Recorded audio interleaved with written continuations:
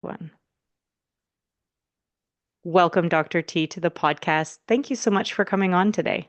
Thank you for having me. I'm so looking forward to our conversation. Where in the world are you tuning in from? I'm tuning in from Miami, Florida. But if you hear my accents, because I'm originally from Brazil. Okay, Brazil. Beautiful, beautiful area. It's on my bucket list, somewhere to be. Someday I'll get there. Worth the trip, worth the trip. Certainly. Well, I'm just looking so forward to having our conversation today because, as we spoke about, often times we have trauma survivors that have come onto the podcast, whereas you are the flip. You are the person who brings in the trauma survivors and helps them move forward. So I'm just really honored to have an expert on the subject on the podcast today. And I'm really looking forward to kind of diving into some of these coping strategies and how to move through trauma and from your perspective. So if I may, let's begin a little bit about your background. What do you do? What do you love? Where do you Okay. focus? So I'm a psychotherapist. It's a licensed mental health counselor and licensed marriage and family therapist. My husband says that I have a gigantic thing of letters behind my name, but it's just talk therapy, psychotherapy. So it's interesting because when I was doing my master's in mental health, I started doing my practicum and internship at the 1-800 suicide. And I worked a lot with suicide prevention and intervention. And I noticed that I gravitated towards trauma and liking to be able to work with this population. And then after I graduated, I went into postvention and I facilitated a group through the Florida Initiative for Suicide Prevention for suicide loss for about 10 years. I worked a lot with being trauma, either due to the grief or the loss of a loved one, can be death. Trauma can be so many different things, right? A Certainly. loss of somebody, a loss of a previous life, a breakup, a move from one place to the other. I work a lot with immigration in trafficking, visa, U visa, Violence Against Women Act, so domestic violence survivorship. And then the other area that I specialize in is communication, which is the intention, action, perception model that I can talk about in a little bit later as we walk through this. But in helping communicate, even in communicating our trauma to other people, or how to have us, individuals understand where we're coming from by clearly like expressing certain things that I need from them. I get very passionate, so I can talk for hours on the Oh, subject. beautiful. I can see your passion and I absolutely love it. I've been training as a registered professional counselor for a little while here and I'm just in awe of everything you have accomplished. So I appreciate amazing you. work. Yeah, absolutely. Okay, well, all right. Then let's maybe begin. I'm thinking I've got this cancer patient in front of me or someone who's gone through a health crisis and they are just lost. They've got so much grief. They are really mourning the loss of their health, of their body, of their friendships that they once had, all of those sorts of things because of something that really shook them. What might be kind of an intro session, what might be some of the things that you might say, okay, what am I going to work on with this patient? Where can we begin? Okay, so I have a question. Is it, Yes. I believe in the power of cursing, especially in trauma. I don't know if Oh it's yeah, okay to do it here, so I will avoid it. But you I are think totally fine. oh, beautiful. The first thing that I do is allow them to grieve. I think Mm, a lot of the times, as just people, we want you to be okay. And part of wanting you to be okay is shoving the happy down your throat. hmm So hmm then the like unhappy isn't there, but it is. And we need to Yeah. let it out. Think about breathing. In order for oxygen to come in, CO2 needs to come out, right? If I'm holding my breath, I can't let oxygen in. CO2 is it's toxic to our body, so it will be injurious. we need to let one out in order to let that other in. So the first thing that I do in a session is allow you to curse, allow you to scream, allow you to feel what you're feeling and say the things that you often feel you can't say because I need to make sure that the people around me are okay, even though I'm the one going through something. Does that make Truly. sense? Yes, it does make a ton of sense. And it's so, so darn common for the survivor of the grief to act as if they're totally fine. They're totally getting through, and yet everyone around them is saying, "Oh, you're so inspiring," etc. But inside they're breaking. And they are Yeah. upset and they are angry and pissed off and all of those things. And so you acting as a space to allow them to just say like this was awful, and to feel that. I think that Yeah. that can be extremely healing with done with intention. There's a difference between using it purposefully versus wallowing in it. And sometimes it's okay to wallow as long as my wallow is has limitations. There are boundaries. It's time constrained, right? I Mm, can wake up in the morning and curse the world. And I can't believe that my life has shifted in this way. And let me give the first like hour of my day or 20 minutes or whatever to just be really pissed off, or sad, and I love that to happen. But then say, you know what? These are the cards that I'm dealt. What can I do? What's within my control to do? But without allowing for one to come out, the other can go in. Again, I go back to oxygen, right? And CO2 and that whole cycle. mm. Wow, thank you for the metaphor. That does make a ton of sense. And, kind of, my sister makes this joke. She goes, stuff it down deep. That's not a helpful way to go. It's what I'm getting from our conversation. I have people in my family. I use my family a lot because I say, like, you're the expert of your life. I Right. can never in my life claim to know more about you than you know yourself. So I use a lot of anecdotes from my life, right? Yes. Things that I've been through. And I have family members that they would say, I'm trying not to name names. They hate me for that, but they have like a little cabinet and I could just put the file in the cabinet and close it. I'm like, at one point, that cabinet cannot hold itself. And so it's just gonna go. Yeah. And then you take a few, like if you're able to take a few files off here and there, so it's still comfortable, like tight but comfortable, good. That's your coping strategy. But you have to remember to remove some of them because when you don't, at one point, it's just not gonna hold. And that's when you explode or you go through that gigantic crying outburst that you don't know where it comes from. It's just, it's overflowing. Yeah. Mm-hmm. So I think that, when you talked about your sister, I thought about that. Yeah. yeah, yeah, yeah. I mean, she's not the picture of mental health, but here we are. Um, but I think that's a really important subject that you brought up as well, is that the crying portion where you're just uncontrollably crying and you don't know why. I love that rather than saying, you're weak, you can't handle this, you're instead saying it's your body's way of taking a couple of files out of that folder. It's a function, right? When people tickle you, you laugh. It ain't funny.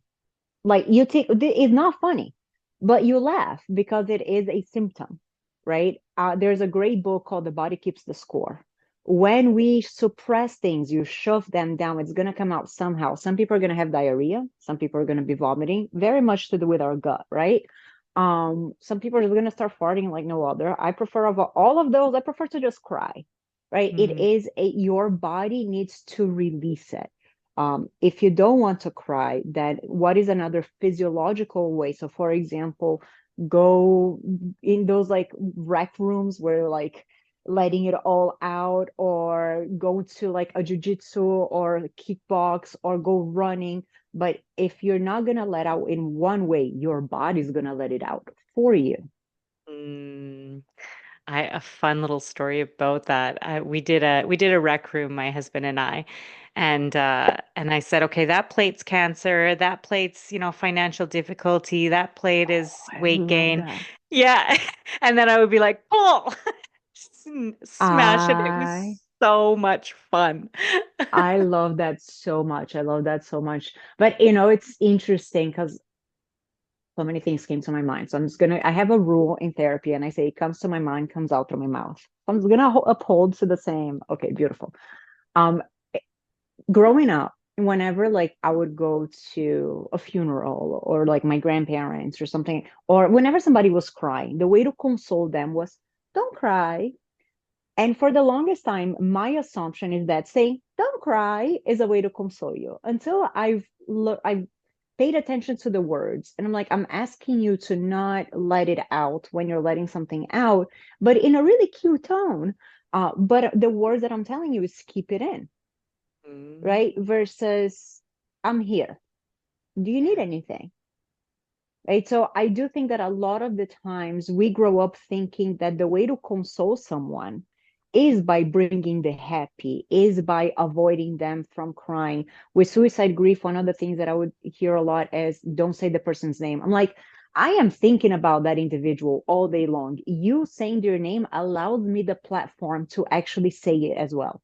And to be like, oh, you're Mhm. thinking about him or about her or about them, so Yeah. I think we have to have a new meaning from a societal point of view, an understanding of what consoling actually means. Mm-hmm. Yeah. Does that make sense? Wow. It makes a ton of sense. I'm curious about the caregiver now because I know that you also work with caregivers and in communication. And I just want to say a little bit more about that, about when that person is in that deep, dark place. How can we better support the person who has lost it, who's just, the cabinet has gotten far too full. Okay, that's fair. So a couple of things come to my mind. I'm going to talk a little bit about I'm going to go into depression for a minute, and then I'm going Okay. to go into the IAP model, the intention, action, perception from the book in the communication part. So when we go through a trauma, when we go through a loss, I mean, if we think about mood as energy, anxiety is a surge of energy. So it's like if, when your appliances like have a surge and it all kind of like die off, it's when we have a surge, we freeze. Whereas depression is energy depleting. When we experience a loss, a grief being either to the death of a loved one or being to a circumstance like grieving our health and what was, within grief we have within bereavement we have depressive experiences, right? We feel lethargic, our appetite shifts, our ability to go to sleep shifts, because we have something that was removed from our lives, right? It is a loss, it is a depletion. So it is a normal experience for us to have depressive symptoms in the process of grieving. For Mm. somebody who's never had it you don't recognize it. But it's like I now have an invisible blanket that's 500 pounds that I wake up with. So everything just feels so difficult to do. I was a person that could do like 100 things in a day, and now I do one and I am tapped out, Yeah. right? Mhm. It's important to know that this is a normal aspect of it. It will be temporary if we process it, Right. Key, right? key point there. Mm-hmm. Yeah. Mm-hmm. And so let's say that I'm with a person who is in that space. Okay. As a caregiver, we go through not knowing what to do and what not to do. So that's when I want to bring in the intention, action, perception, because I think there are coping strategies that can work there. So the IAP model from a book, Mm-hmm. um, Yes. the IAP model is the intention is internal to us. Only I know my intention unless I verbalize it to you. Perception is internal to the receiver. So you will experience or interpret my actions in the way that you perceive it, right? Based on your background. The only external thing is the action itself. So when I see someone crying, let's say as a caregiver, maybe my immediate nature would be to say, don't cry, let's get your mind away from it. But when you're in a place where you don't want to get your mind away from it, you want to be able to dive into it, to talk about it, the other person doesn't know. Mm. right? So one of the coping strategies that I've developed, I call the preamble. So if I express to you, I am in a place that I need to vent and cry, I just want you to sit here with me. You don't need to say anything. You do not need to save me. Can you do that? Right? I'm letting you know what I need from you, or what I expect from you from this interaction, as opposed to have you guess. So your intention is being verbalized so that the other person's perception can Yeah. understand and And be they able to know. create the right actions. Yeah, like an example, and this is silly example, is not trauma related, but love my sister. Um, she's a problem solver. She's great at it. And a lot of the times when I would call her with a problem, she would immediately give me a solution. But because I Ah. wasn't ready for that, guess what I would do? I Hmm. become defensive. I defend my problem and get frustrated with her. And all she was trying to do is help. Truly. Right. So now when I call, I'm like, hey, I just need to vent. Can we, like, I don't want you to solve my problem. Can you do that? And then after I vent, she will do what I call the inverse preamble. She'll ask, do you want my feedback? Ah. And I either say, yes, I do. Or if I'm not ready for it, I'll say, no, I appreciate it, but I'm not open to it yet at the moment. So in a space of trauma, when we're able to have these communications, when as a caregiver, I know what you need in the moment, it becomes easier. Hmm. So the preamble is what I do in the moment. We can also create code words, Okay. right? So I'll give you one example and then I'm going to stop talking for a moment because, again, I can like talk about this for hours. Um, but I just saw a client, they're going through grief. And they started using a code word amongst themselves. And their code word was like, whenever one is crying, the other one comes in and they'll say, I'm okay. I'm okay means you don't have to worry about me. Just give me my space, because the formula for code words, the science behind code words, is that it must have a meaning, instructions associated to it, and only used when warranted. Okay. So the moment for them that one walks into the other is crying and say, I'm okay, means give me my space, let me be. And then about like 10 minutes after, they come back in and they're like, okay, I've given your space. Now I need you to like be out of this. Mm. So that you see Okay. like meaning and instructions to all parties involved. I do. So we don't need to repeat the whole thing all the time. We can create code words. Like my code words are like banana bread, banana potato, because I like it to be nothing to do with the thing itself. Fine. Um, but each person gets to create their own code words. Yeah. Okay. And I think that's because I think about spouses and I think that, especially in a female male relationship, they tend to have the women kind of want to cry and the men kind of want to fix. And now, of course, this is a generalization. I realize that. But certainly I have seen this play out multiple times. And generally, the person who wanted to cry and wanted to just let it out ends up feeling invalidated because the fixer is like, well, just do this, just do this, just do this, right? And then that Yes. person originally feels invalidated. Yeah. And I agree with you so much. Is it's in trying to help, I'm harming. Right. Yeah. And so it's, how can I help in the way that you want to be helped, and vice versa. That's, I guess, what Preamble. the IAP does. Yeah. Because it's, even if I am uncomfortable with it, then we may know that I'm not the one to be Mhm. with you in this moment. So when you use a code word, I know to either get somebody who is, or let me be uncomfortable with this, but this is what you need. Mhm. I don't need to save you. And I think that that's one thing about being a caregiver, is the belief that we need to save the other person. And if I keep on putting that burden on me, guess what? The burden will end up being put on me, right? Certainly. It's, I'm here with you and to do things with you, not necessarily for you. Right. I love Yeah. that reframe. And I'd like to follow it up with a really powerful metaphor that I recently heard in a support group that I have the absolute privilege to facilitate with cancer survivors. And one of the survivors said to me, they said, I love talking to the group because in the group, everyone just listens. Whereas when you tell friends and family about anything that's bothering you, they want to put a band-aid on it. But the problem is that they put a band-aid over your mouth. And I just Wow. thought that was so powerful. I was so moved by that.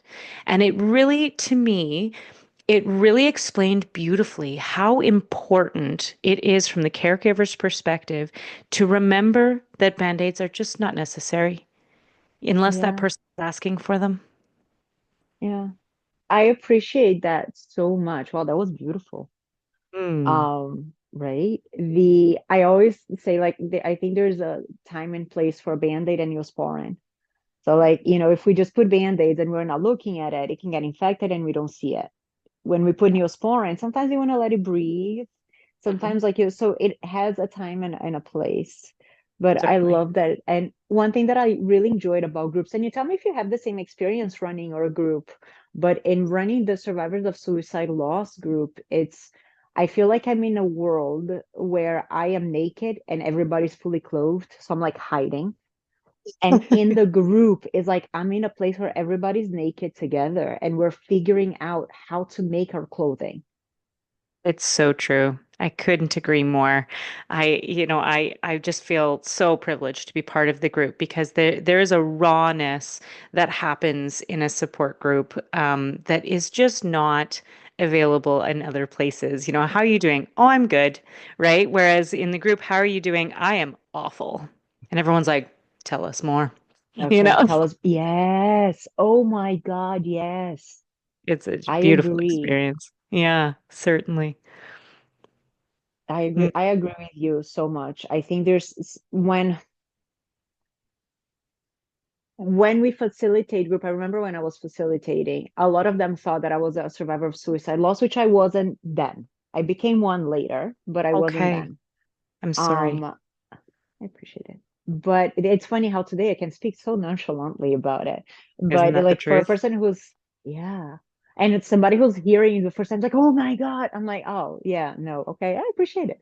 Um, but it was you can't understand unless you've lived it, right? You The hear that a truth. lot. Hmm. And I said, like, because I've studied it and it's part of my passion, I can understand it from a different point of view. Kind of like when you introduced me, you said, I usually speak with the survivors, and now I'm speaking with like the psychotherapist who works with the survivors. Um, Understanding it means listening. What are the patterns? What are the things that I see come across, like that I've noticed can help? That's how like the DSM has come about with like all the diagnosis, right? There are patterns that we see. But when it's like when somebody expresses that they're a cancer survivor, as a cancer survivor, like you already immediately have a connection with that person. Absolutely. Yeah. Hmm. Yeah. Hmm. It's the truth. Yeah, and I could also talk about this for hours. I remember when I was going through my journey, I had psychologists, social workers, etc., that were available to me through the cancer center, and the person that I got the most from was a talk therapist who had gone through cancer. And so, it's interesting how, you get a camaraderie that happens, this silent understanding with another person.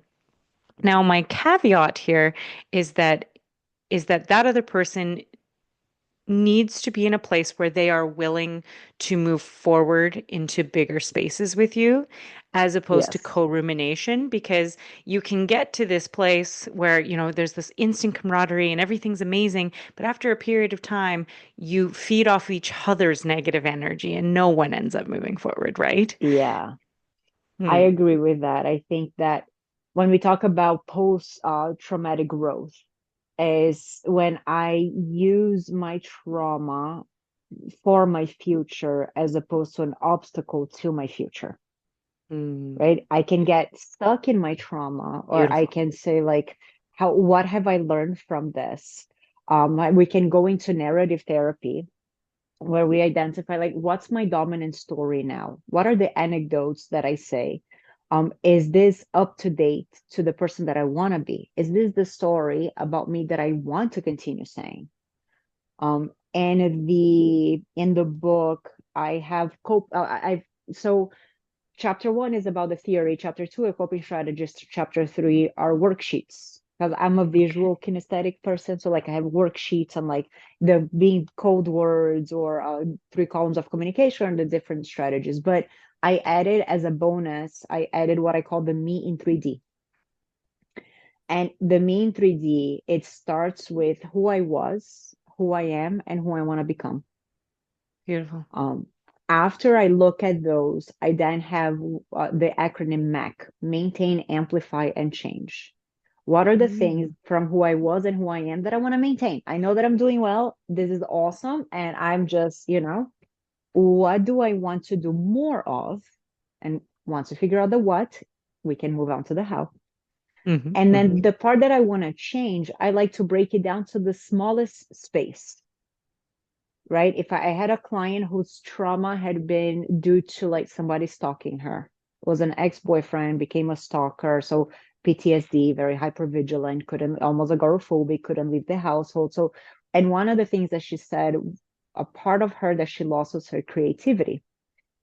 And I Okay. said, wow, creativity is a big word. Tell me, what do you mean by creativity? Is it singing? Is it dancing? Is it painting? And she's like, well, it's writing, like writing poetry. I'm like, okay.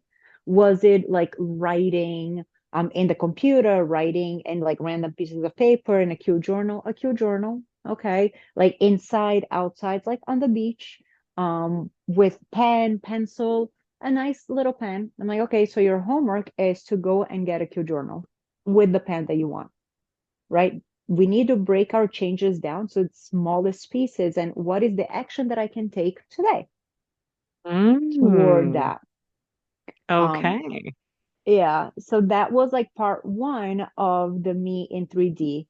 Um, I'll go to part two really quick, which is like how I Tell see me. myself, how I believe others see me, and how I would like to be seen, Mm, right? And okay. it's the same thing, maintain, amplify, change. And then towards the end, I have like, how do you want to talk to yourself?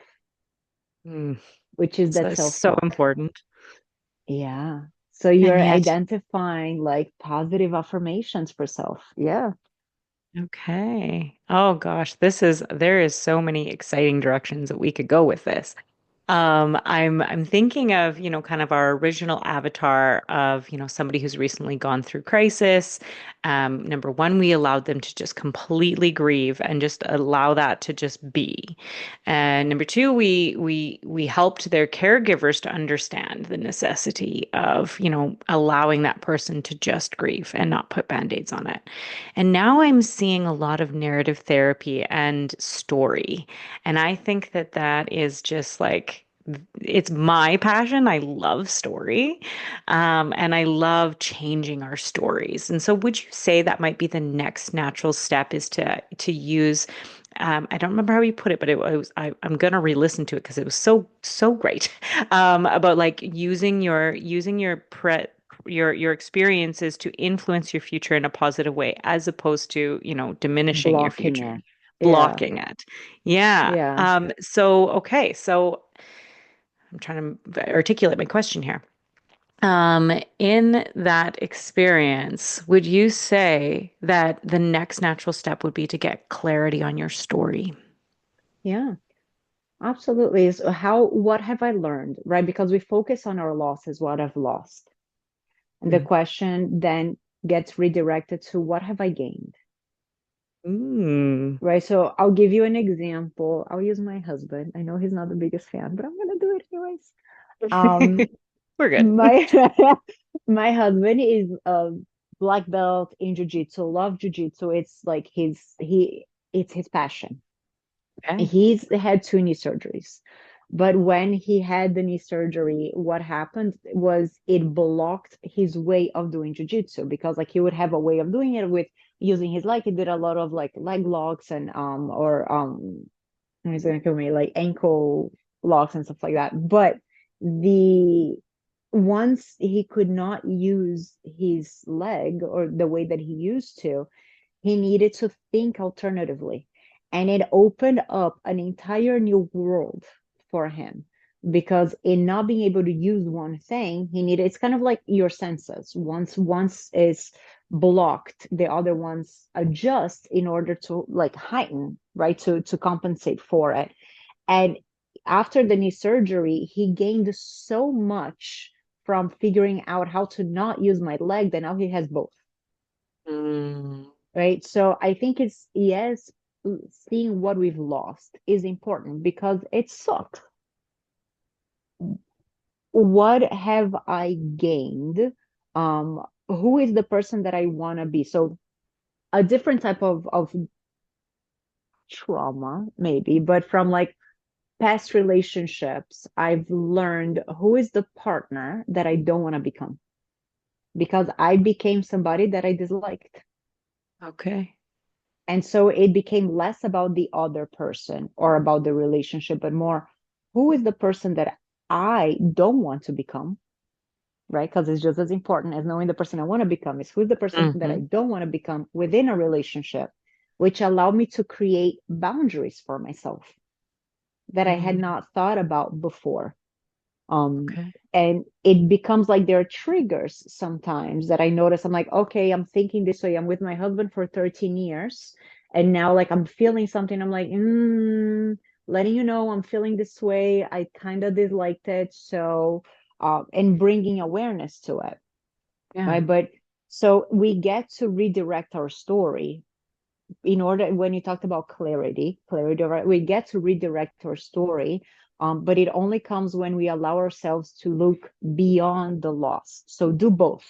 What I've lost, what could I gain? What have I learned? What can I do differently? Okay. Okay. Excellent. What have I lost? What can I gain? And what can I do differently? Yeah. Okay. Okay. Wow. Just extraordinary. And you know what? I did forget a piece that we also talked about prior to this, which was lean on your community and lean on a community that you identify with. That was one I missed. Now we're here. Okay. Okay. Okay. Yeah. Yeah. I appreciate that a lot. And again, what came to my mind, when you become like a mom, you go to like mommy and me. And let's say Mhm, that none of your friends are moms, but now you have this group that understands you. When you mhm. go to a group, right, for being survivors of suicide loss, being cancer survivor, and you find people that you connect with. Because before, all your friends, not that to say that your friends will not understand or your community will not understand, but there is a different aspect of your life that having that commonality with somebody else becomes really important. So I agree with what you said, like relying on the community or learning like what community is there that satisfies this part of my life that's new, because the other people in my life may not connect or know enough. Right. Right. Yeah. Okay. That makes a ton of sense. I love it. Okay, well, I think that we were really creating, this kind of beautiful roadmap to kind of go through. We've talked about the IAP model. I'm thinking about your book now. We've talked about the IAP. We've talked about the oh, now I can't remember the Preamble, abbreviations. The preamble, yes, code words. yes, yeah, and then I think there are two that I can give you here that would be applicable. And we talked about the mean 3D. okay, Yeah, that's like, yeah, there was a third one, but I think that there are two here that would be applicable, okay, especially when we're talking about like re-narrating our lives. One of them is, I think it's the first coping strategy that I actually created when I developed the IAP, which I call the rule of three interpretations. And in the rule of three interpretations, there are things that are facts, right, that happen, but because of the way that we perceive something, we may make an assumption surrounding that fact that if we don't check ourselves, that assumption seems like it is a fact. okay. right? A simple example, because I saw this happening so much, was in a relationship, we are like not communicating really well. He didn't call me all day. He's going to break up with me, Okay. right? The fact is, he did not call me all day. There is no debating that. The Mhm. assumption is he's going to break up with me. And I actually Right. remember this client because like then she would go into calling him and driving to his house until, right? And we Okay. applied Yeah. the rule through interpretation. So what I say is, if the first assumption is worst case scenario or taking it personal is all about me, I need you to pause at that moment and identify two other assumptions. For balance sake, if we go worst case scenario, let's identify a best case scenario assumption. If you go personal, let's do something that's totally away from you. And then the third is a likely one. So in this case, she has said the first one is he's going to break up with me. The best case scenario is he's planning a surprise party for me, so he's not picking up. Hmm. And the Hmm. likely was he was at work all day, he was not looking at his phone. Gosh, I love this. Okay.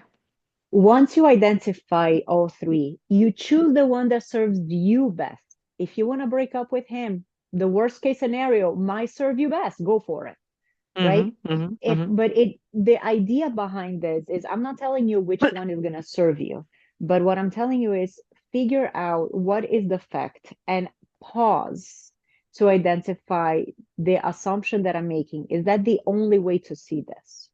Or are Mm. there different way to see it? And if you go to the advocate2create.teachable.com, I have the rule of three interpretations is a free video and worksheet that you can get where I am talking you through the rule of three interpretations. And I'm a person who struggles with anxiety. So a lot of the times in checking my anxiety, I'm like, okay, these are the facts. This is how my anxiety is looking at this. Hmm. Let me look at two different other possibilities. Which one serves me best? And Wow. then I breathe, I repeat it to myself, and then I check like how does this change my behavior in response to whatever it is. Right. Right. Well, because so often with anxiety, the first assumption is often the worst case scenario. For Okay. sure. For I sure. love that. I love that cognitive reframing or like, kind of the shifting at the very least of saying like, what's the best case scenario? What's the worst case scenario, which is the one that most likely is the one that's causing the distress. And then finally, what is the neutral scenario? That is so cool because, maybe the best case scenario sounds really fake to you. Like there's no way that could be the case, right? I'm thinking in terms of recurrence. So people say, oh, my cancer is going to recur. I'm going to die from this. I'm going to have to do chemotherapy again. And so there's this best case scenario. What if my cancer doesn't recur and I have this beautiful life of health? Yeah. And then there's your neutral scenario that, if it were to recur, I'm a completely different, much stronger person coming into this than I was the first time. Yeah. Would I be on the right track there? Absolutely. Absolutely. Because when we don't pause to check our assumption, we go under the belief that that is a fact, right? I have a client that I was talking to that she's like, well, but I just know that this is going to happen. I'm like, how do you know? Like, Mm, the fact is, you're just like, now you're just expecting it to happen because to you, the fact is that it is going to happen, right? So it is like, there's, I'm going two ways right now. perfect. There's something about speaking things into existence, but I have a frustration with this statement even because Okay. things in our mind, we have sometimes we fear saying things out loud in the belief that if I put it out there, it's gonna happen. I'm like, no. When you say things out loud, you hear yourself. Our senses are fact checkers, right? So I hear when I write it, I'm seeing it, I can hear myself, and so I'm using it as fact checkers. I may say something out loud and then I start to process it. I'm like, oh my God, no, absolutely not. Versus when I hold it inside, everything sounds true. When So I say true. to like speak something into existence, I mean when I don't use my sense as a fact checker and I just say he's gonna break up with me because he didn't call me. So now the fact is he's gonna break up with me. It's not no longer that he didn't call me. Right. Does that make Right. sense? It makes a ton of sense. I love it. Yeah. So good. I feel like we could talk for hours, you and I. This is so good. I'm so excited. I can't wait to re-listen to this, and I am gonna get your book, number one. I cannot wait because I know that it's going to influence the way that I work as a counselor. So I'm just so excited to go through all of these things and and bring them into my own practice. So thank you. Oh, that's And exciting.